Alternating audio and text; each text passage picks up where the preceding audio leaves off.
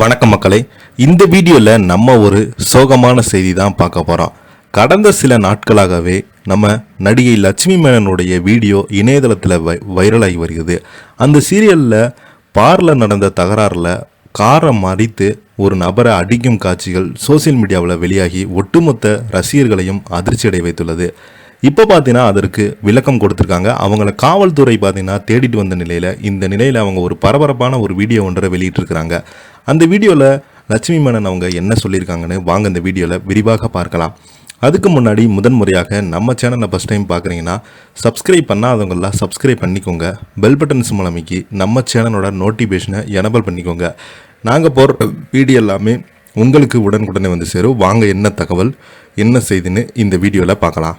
பாரில் பாலியல் துன்புறுத்தலுக்கு ஆளாகி கண்ணீர் வடித்த லட்சுமி மேனனுடைய வீடியோ இணையதளத்தில் அதிகமாக வைரல் ஆகிட்டு வருது. அதற்கு பார்த்தேன்னா அவங்க விளக்கம் கொடுத்துருந்தாங்க. இந்த வீடியோ வெளியாகி ஒட்டுமொத்த திரையுலகமே உலுக்கியிருந்தது. தமிழ் மற்றும் மலையாள சினிமாக்களை முன்னணி நடிகையாக வலம் வந்தவங்க தான் நடிகை லட்சுமி மேனன். இவங்க தமிழில் முதலாக அறிமுகமான திரைப்படம் கும்கி. இந்த திரைப்படத்தில் நடித்தது மூலம் பார்த்தீங்கன்னா தமிழக மக்களுடைய கவனத்தை பெற்றிருந்தாங்க. அதன் பிறகு இவங்க நடித்த சுந்தரபாண்டியன், குட்டிப்புலி, மஞ்சப்பை, கடைசியாக இவர் நடிப்பில் வெளியான சந்திரமுகி 2 போன்ற படங்கள் இவருக்கு தனி அடையாளத்தை பெற்றுக் கொடுத்தது.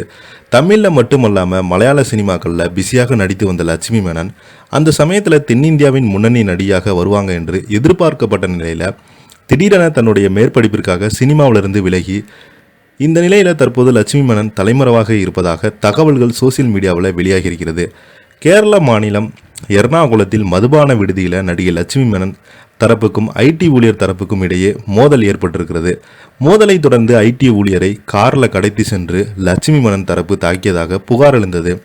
இந்த நிலையில் அந்த ஐடி ஊழியர் எர்ணாகுளம் காவல் நிலையத்தில் கொடுத்த புகாரின் பேரில் லட்சுமி மேனனுடன் மதுபான விடுதிக்கு வந்திருந்த 3 பேரையுமே போலீசார் கைது செய்து விசாரணைக்கு அழைத்த நிலையில் நடிகை லட்சுமி மேனன் தலைமறைவாகிவிட்டதாக எர்ணாகுளம் போலீசார் தகவல் தெரிவித்திருந்தாங்க.